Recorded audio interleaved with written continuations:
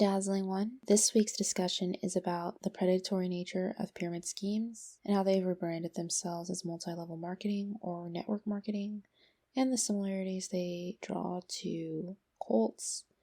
We'll zero in on the example I personally had recently with Amway and how it reminded me of my time with Scheonchinji, the cult that I was a part of. We'll use the B.I.T.E model to discuss both experience and let me know if after watching this you realize you might have been approached or even in a cult. Friends, the time to prepare for bad times is during good times. If you know a big storm is coming, you prepare in advance. Same goes for our nation's future.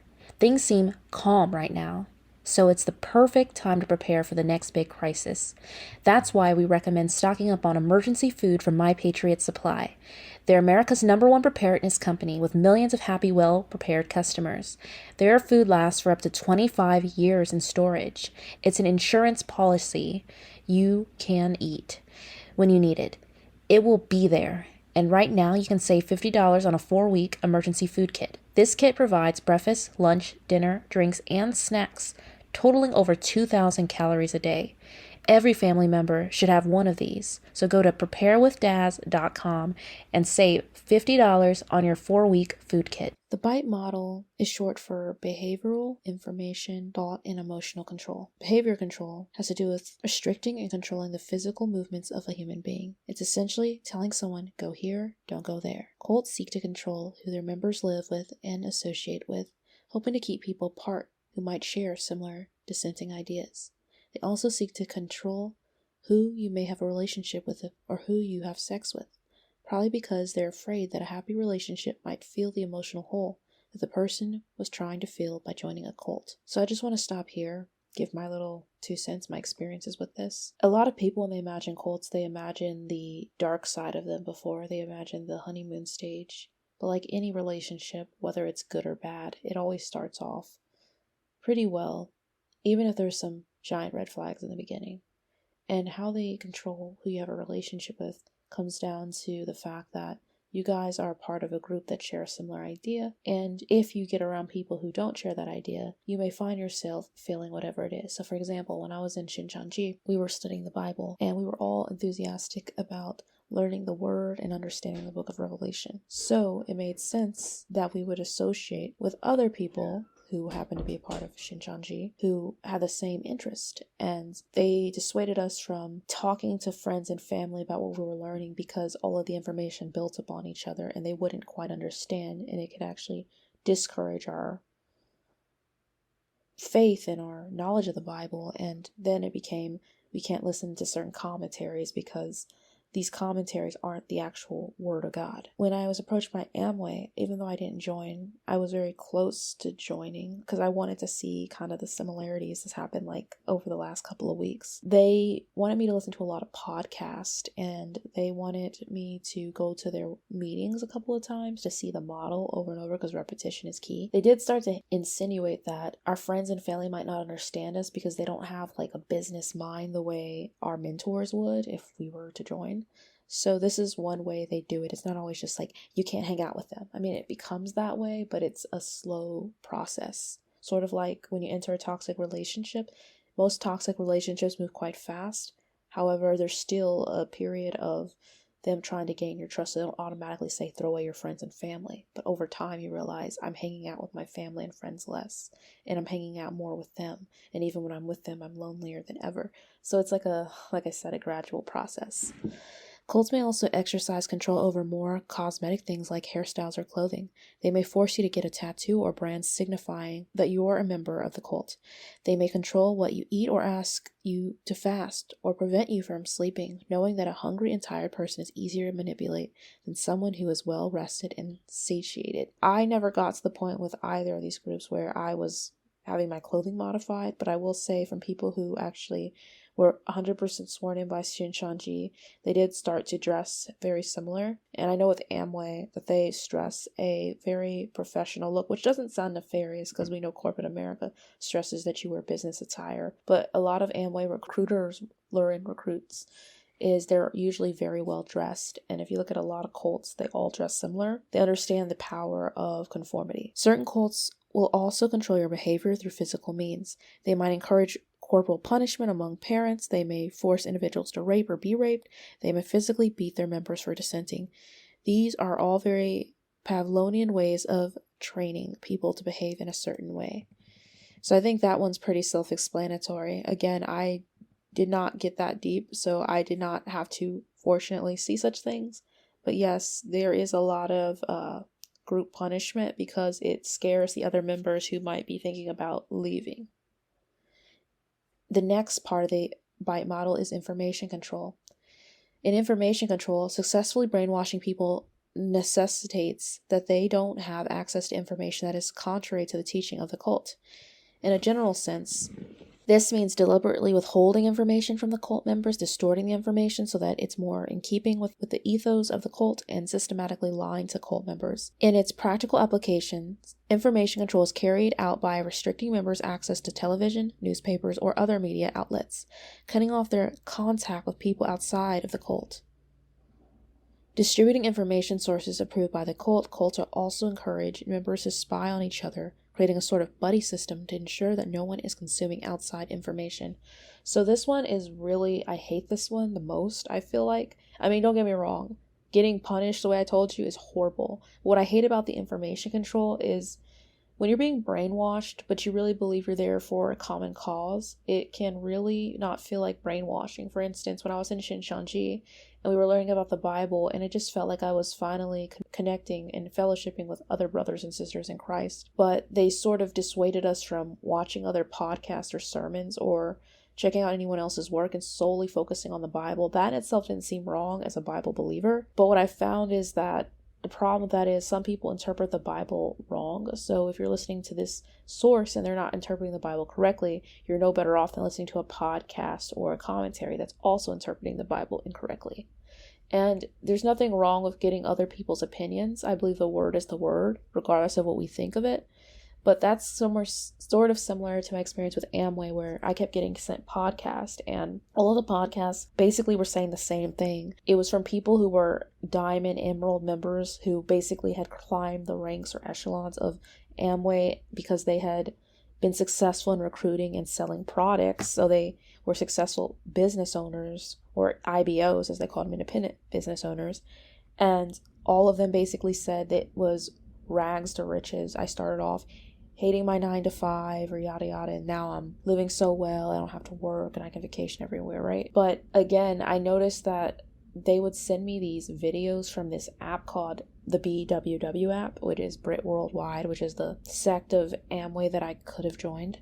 And I was doing some research on this, and I found that people who actually got in and actually paid the $420 fee that I heard about, because they actually asked me if I wanted to pay it so I could open up my store and start selling. You also would have to pay expenses to be on this application to communicate with other members, because they encourage daily communication with your mentor, and they wanted you to daily read about 15 to 30 minutes a day and watch podcasts. Now, well, that sounds good and enriching, because like the guy was telling me how just replace music with these podcasts. I realized it was like a sermon. When I listened to these podcasts, it was like someone was preaching the gospel of prosperity, the gospel of wealth. And personally, that's not very attractive to me, because I've seen what prosperity doctrine does to people, and it's not very attractive to me to be brainwashed.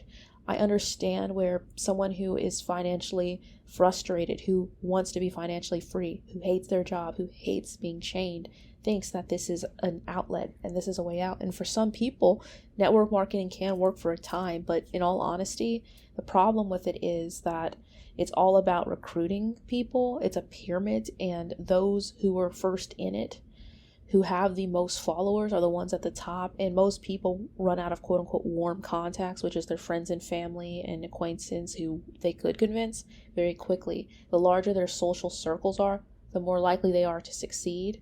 But then it comes down to how influential they are. But a lot of people get turned off when they see someone they know constantly trying to recruit them. Like, I've looked back and there were other instances where people I knew or hardly knew from high school or just were in the same town kind of approached me to tell me about these business opportunities. Then when they saw I wasn't interested, they then asked me if I knew anyone that was interested. When I couldn't give them that, they totally unfriended or unfollowed or stopped speaking to me.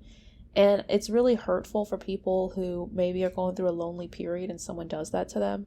Like, I've heard of people doing this on Bumble Business, but I've also heard of people on dating apps doing this to people, like trying to recruit them, pretending to be romantically interested to lure someone in. People will prey on people who are lonely and want a friend. So I think that I am talking about overlapping emotional and information control, but it's just, I think it's important that we have access to as much information as we can. And someone telling you that, you need to only listen to this on this app, or you should only read this, or you should only do this. I mean, if that's your decision, that's one thing, but I don't like it. Thought control is the third part of the B.I.T.E model. While behavior control and information control are methods of control imposed by the cult itself, thought control is where members start to internalize the teachings of the cult and impose them on themselves. A huge part of getting people to think in the way you want is to stop them from thinking in contrary ways. In fact, cults often encourage, though not by name, thought-stopping techniques, meaning techniques that shut down the process of questioning. Activities like chanting, speaking in tongues, singing, humming, dancing, and praying become substitutes for questioning one's reality, encouraging people to never allow negative thoughts into their minds. In those ways, and through the entire atmosphere of the cult, they ask to instill a black and white way of thinking into the members. Anything that is in agreement with the cult is good, and anything contrary to the cult is bad, should be avoided or even destroyed. So this one I think is interesting because I remember, again, when I was in Scheonchinji, I remember the early days they told us that we kind of can't trust our gut, which was like the first time I ever heard someone say not to trust my intuition. Because they said sometimes it's ruled by our feelings, and our feelings don't always understand the truth. And sometimes the truth hurts. And so when they start teaching us all of these parables and what they meant, and sometimes it was not really clicking right, but because I was surrounded by members who were posing as other students who pretended like they were grasping it and so in love with this new information. Whenever those thoughts of doubt would come up, they would tell us that we need to stop those doubts from coming up because it's Satan trying to trick us. And that in itself, or for instance with Amway, when a lot of people start to question them, they kind of start to insinuate that you have a broken non-business owner mindset. For instance, when I was talking to this recruiter and I asking him, because he said that they go to all these seminars and you have to pay for them and you travel to them. I said, hey, I have a job where I travel for work and my job pays for my hotel, my rental, and my per diem, so my food for each day. And I've done this for more than one job. I've had like 3 traveling jobs before. And even when I was working here in Kansas City, which I still am, but I'm like at my very first job where I wasn't traveling, we got reimbursed for our mileage. So for these business conferences, I noticed that, okay, say they want us to come to New York, that's a plane ticket and a rental car that I'm going to have to take out of my check, because they're not telling you to automatically quit your J job, but eventually does come down to that. And he told me, well, this is where you shift to thinking like a business owner, and you have that faith and you do that. So pretty much trying to shut down my concerns that financially I may not be able to just throw out $500, $800, maybe even $1,000 to go to some conference on the weekends. And I'm thinking about PTO too. And it's just like, they're always trying to shut down your alternative way of thinking. And they like to say that before you were found by them or before you discovered them, you were broken or lost in some kind of way, whether it was your salvation, your understanding, your financial situation, whatever it is. I think one way of protecting yourself against cults in general, and just even manipulative people, cluster B people, narcissists, psychopaths, sociopaths, Machiavellian ways of thinking individuals, is to be whole and to love yourself and to value yourself. And so when someone comes to you and says, hey, I have this secret for you, I'm not saying that you can't say, okay, what is it?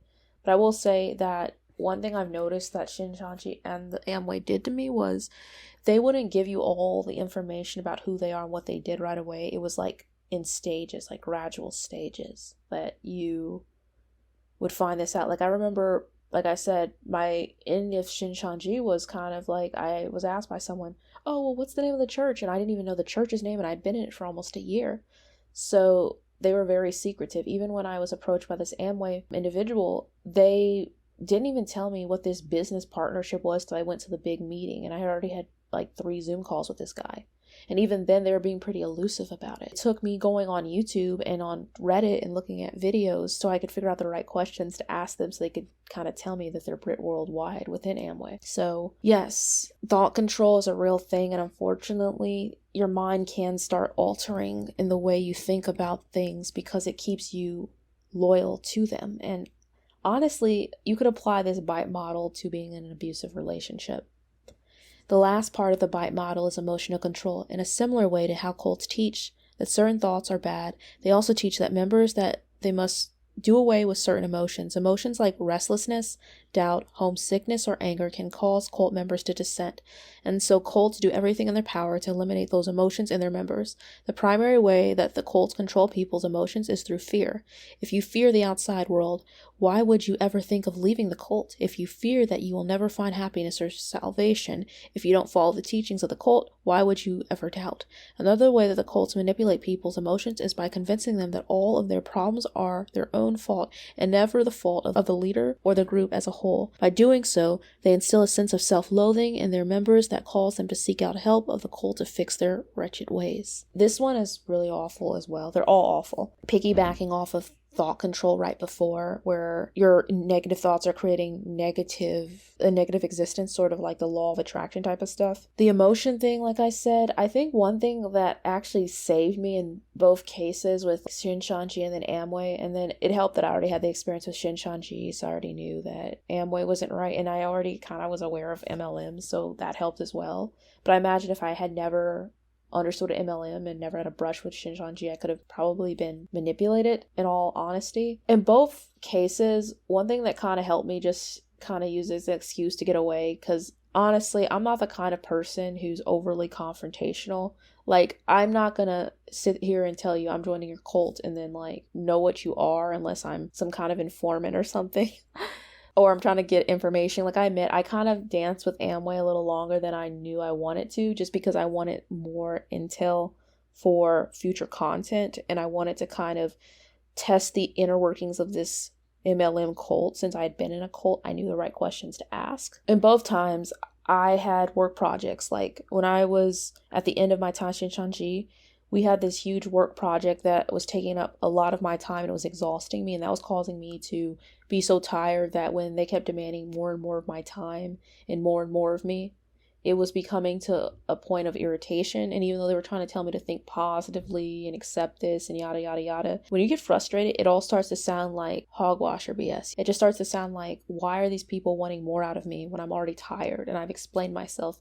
But it doesn't matter what I explain to them, I have to do this or else.